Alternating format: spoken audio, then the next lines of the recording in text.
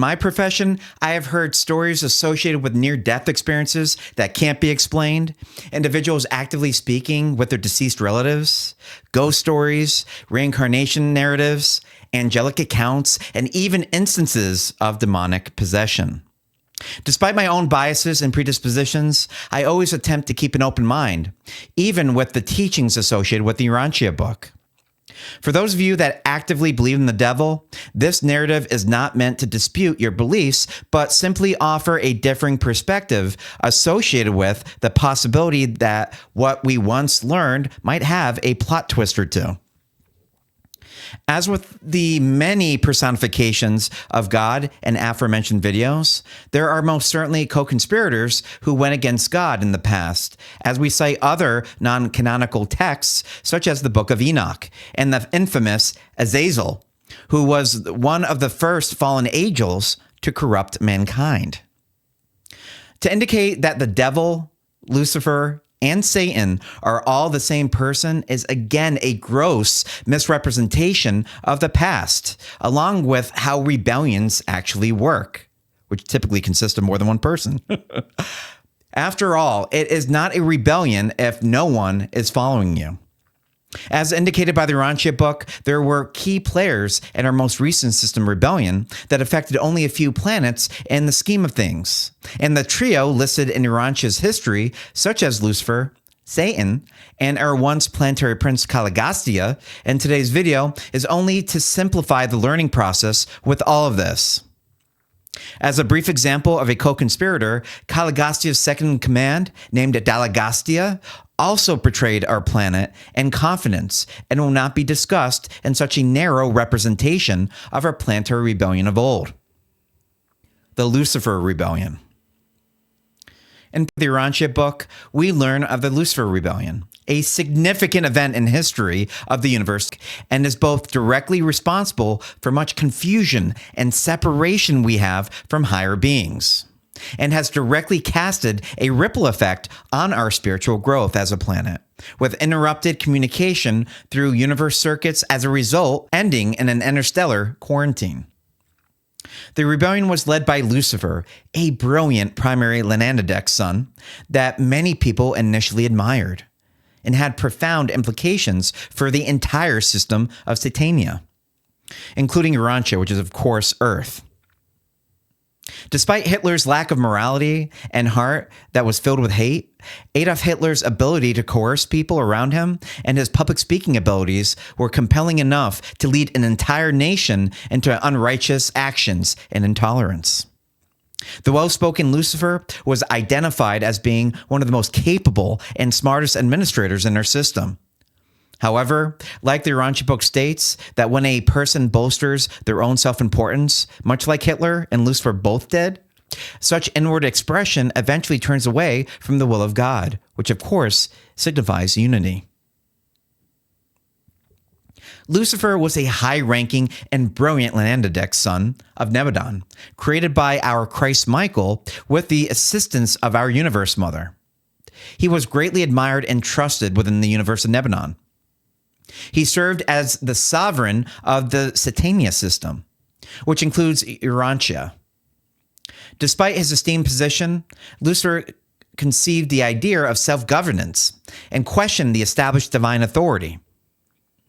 Due to these revolutionary beliefs, he constructed what was known as the Declaration of Liberty, which was a manifesto containing the following key points. Number 1, the denial of the Universal Father. Lucifer argued against the worship of the Universal Father, claiming it was a creation of the Paradise Sons to control their local universes through such a false narrative. Number 2, questioning authority. Although he conceded to the sonship of Christ Michael, he challenged the authority of Michael of Nebadon and the Agents of Days, advocating for self-rule. He also questioned the purpose of granting free will of all free will creatures whilst punishing them for using it incorrectly. Number 3, freedom of will. Lucifer promoted complete freedom of will, rejecting any form of worship or subservience. He also did not see the point nor purpose associated with the ascendant creature training programs, and thought such training planets were a complete waste of time and sort of a celestial distraction for the cosmos. Satan was Lucifer's first lieutenant and a fellow Lenandidex son, and was instrumental in spreading the rebellious doctrines throughout the system, being a spokesperson for the rebellion. Caligastia, the planetary prince of Urantia, also joined Lucifer's cause, despite an almost 300,000-year positive track record of being loyal to Christ Michael. This default led to a significant spiritual and administrative disruption on Earth, which included the Adam and Eve default associated with unwarranted genetic uplifting of a race with a descendant of Caligastia's corporeal staff. I believe his name was Kano.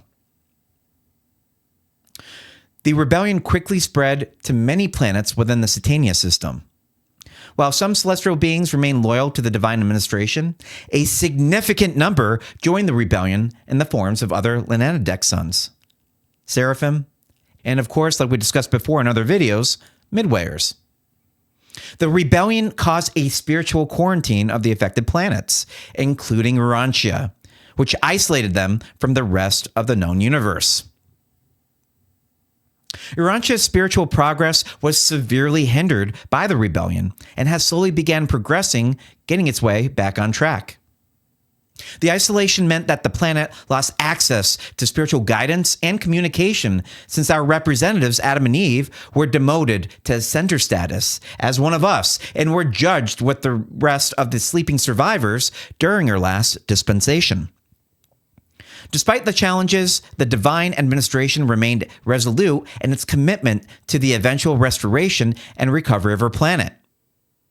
Unfortunately, the tree of life that is often confused in the Holy Bible with being part of the original sin was misinterpreted as to granting immortal life to mortal creatures, and was eventually destroyed in a fire sometime later, whose location had submerged in the Mediterranean many years ago. Fun fact, the tree only provided immortality to those who are endowed with the ability to absorb cosmic energies, such as Adam and Eve and Caligastia's corporeal staff, and would simply be received as a tasty fruit if you and me were tempted to try it. The rebellion posed complex challenges for the divine administration. While the celestial authorities acted with patience and restraint, they ensured that justice was eventually served. The rebellion's leaders, including Lucifer, Satan, and Caligastia, faced divine judgments.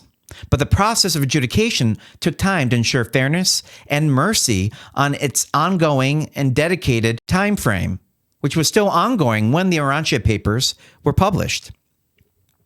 The rebellion left a lasting impact on the spiritual and administrative history of Urantia.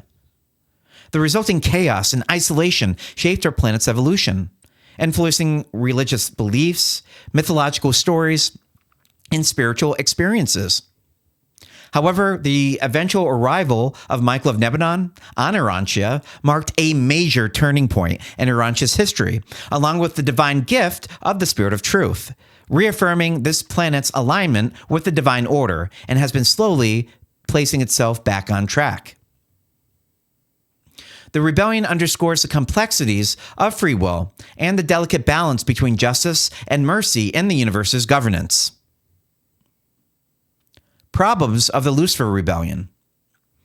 Even for my die-hard devil believers, most people that believe the general canon of the Bible frequently ask the same question, as do I, as to why evil is permitted to transpire in the first place. Paper 54 starts by addressing this very fundamental question.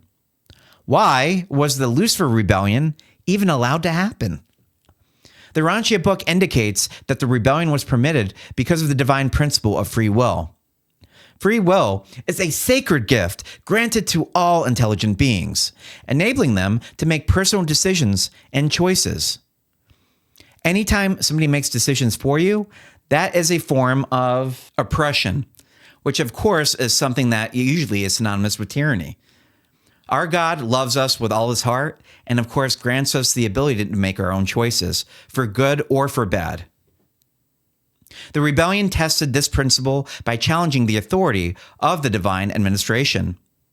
To weave my way through the half-truth of this presented statement, I will refer to other parts of the Urantia text that we on Urantia experience not absolute free will, but what's called bridled free will, through divine justice that eventually takes shape through our spiritual journey, along with the material laws that we succumb to, that were not arbitrarily given, but were implemented by higher beings such as Christ Michael and our super-universe Master Spirit. I believe even the life carriers noted atrocities such as enslavement as being progressive steps ahead in our planet's evolution, simply due to the fact that warring tribes were no longer murdering one another, which has advanced through methods of indentured servitude as I begin to fondly remember my previous internet service provider contract. Lucifer's manifesto, as described in Paper 53, advocated for self-governance and autonomy, rejecting the worship of the Universal Father, along with following his will. There is a delicate balance between mercy and justice in the divine response to the rebellion. While the rebels were granted the opportunity to reform, those who persisted in their defiance faced eventual judgment and were stripped of all authority and power they once possessed.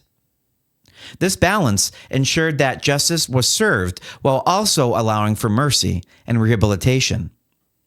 A fun fact that you will find interesting that the original temptation of Christ was not in the middle of the desert, but on Mount Hermon, where Jesus Christ Michael unofficially earned his throneship, facing his enemies.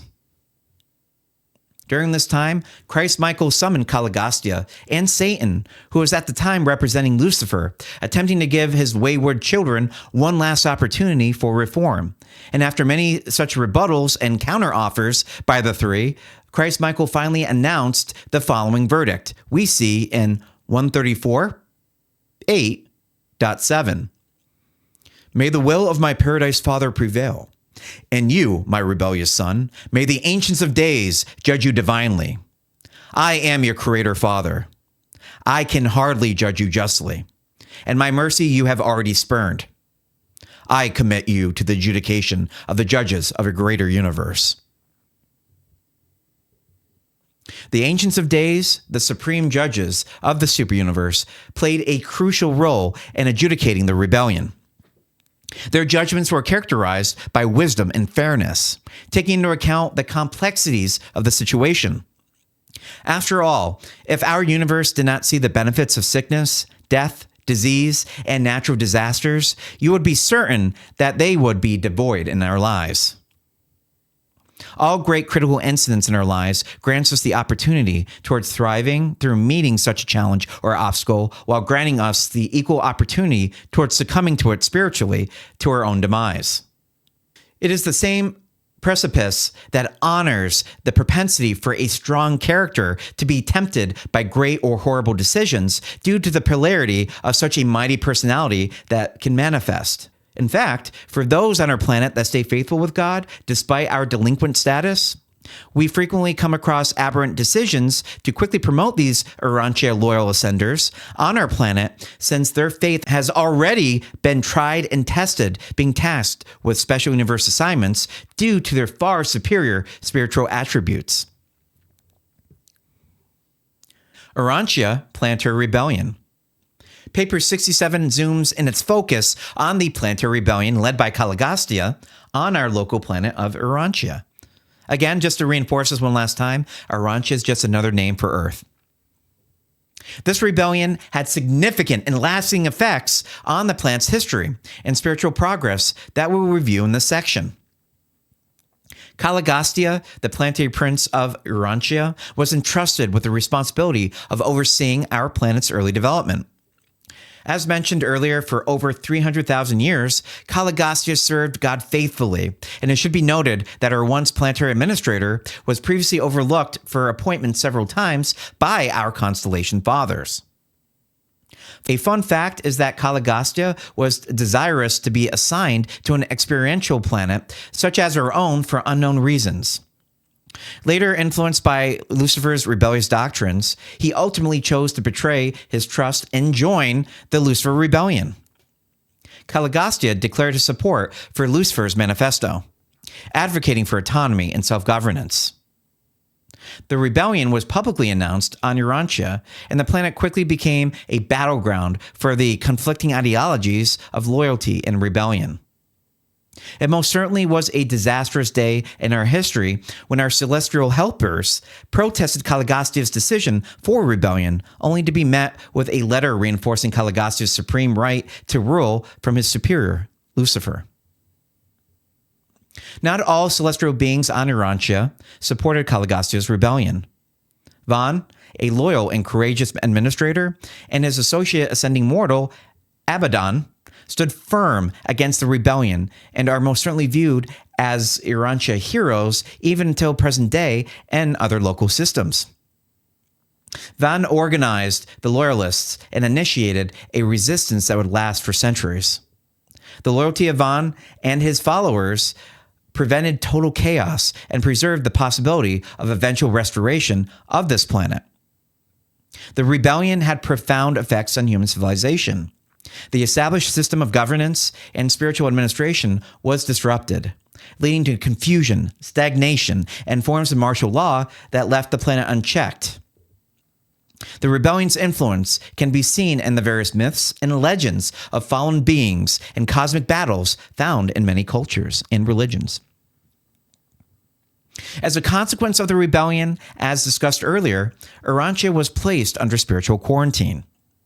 This isolation prevented celestial communications and guidance from reaching the planet, further compounding the challenges faced by its inhabitants.